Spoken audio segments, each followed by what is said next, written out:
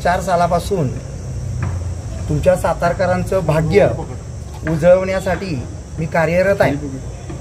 ह्याच्या पाठीमागं फार मोठा आदर्श आहे छत्रपती शिवाजी महाराजांचा, संविधान निर्माते विश्वरत्न डॉक्टर बाबासाहेब आंबेडकरांचा। डॉक्टर भीमराव आंबेडकर बालवयामध्ये किती वाईट परिस्थितीतनं गेले हे तुम्हाला माहीत आहे आणि तुमच्या सगळ्यांवरती त्यांनी उपकार केले। विशेषतः संपूर्ण महिला वर्ग जो आमचा माता भगिनी आहेत भारतातल्या, त्या जर सुखी आणि समाधानी असतील तर डॉक्टर बाबासाहेबांमुळं। आणि डॉक्टर बाबासाहेबांनी संविधान निर्माण केल्यानंतर आम्ही गुलामगिरीसारखं दारू आणि मटणासाठी जगतो। आज विकासाच्या कामांसाठी कुठलाच नेता बोलत नाहीये, प्रत्येकाला पद पाहिजे म्हणून सगळं चाललं होतं।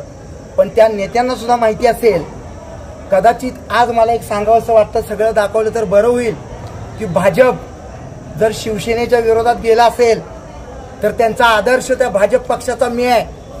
कारण 2019 साली सर्वजण एकत्र होते, भाजप आणि शिवसेना, आणि आदित्यच्या तिथे त्या ठिकाणी संविधान साबूत राखण्यासाठी मी अर्ज भरला आणि स्विच ऑफ केला फोन, कारण मी माघार घेत नाही।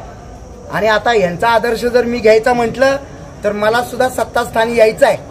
सांगायचा मुद्दा एकच की साताऱ्याचं नाव तुम्ही पहा जाऊन, त्या ठिकाणी प्रति सरकार किंवा बोली भाषेमध्ये पत्री सरकार म्हणणारे आमचे सगळे क्रांतिसिंह नाना पाटलांनंतर जर इतिहासामध्ये आता स्टाईलच्या इतिहासामध्ये कुणी पुढे नेला असेल तर तो मीच। आणि आज मी डॉक्टर अभिजित बिचुकले तुमच्यासाठी वनवन फिरतोय, तुमच्यासाठी म्हणजे ह्या मतदारांसाठी। त्या मतदारांना जाणीव पाहिजे की तुम्ही शाई लावता बोटाला। बाबासाहेब आंबेडकरांनी सांगितलंय विकलं जाऊ नका, पण जिकडं जाईल तिकडं मतदारच विकले जात नाहीयेत। त्यांचे निवडून आलेले प्रतिनिधी सुद्धा आपण या 2019 सालापासून बघतोय।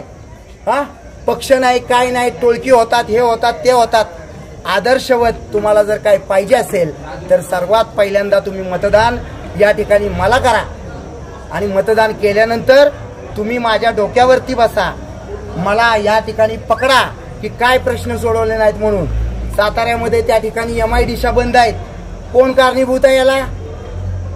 MIDC बंद आहे, नोकर नाहीत, त्या ठिकाणी लोक वनवन फिरतायत। तरुण पिढी का मतदान करते? त्याच लोकांना 20 वर्ष तुम्ही सत्ता भोगली।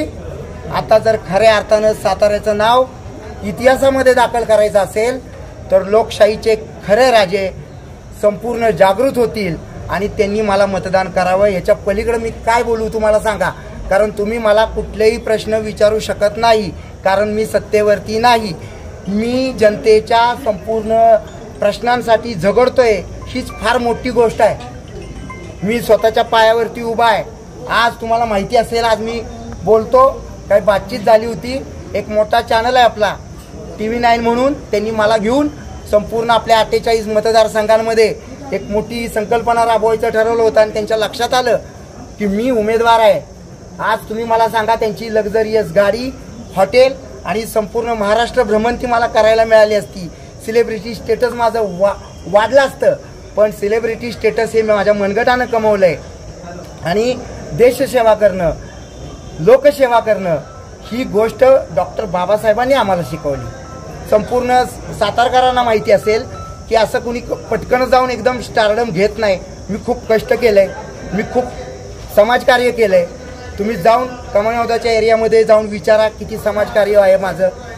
स्वतः उदयनराजे सांगतील की मी किती समाजकार्य करत होतो। मी कित्येक मुलांना माझ्या स्वतःच्या पॉकेट खर्चातनं, माझ्या नगरपालिकेत नोकरीला असताना कार्यक्रम ठेवले, त्यावेळेला मी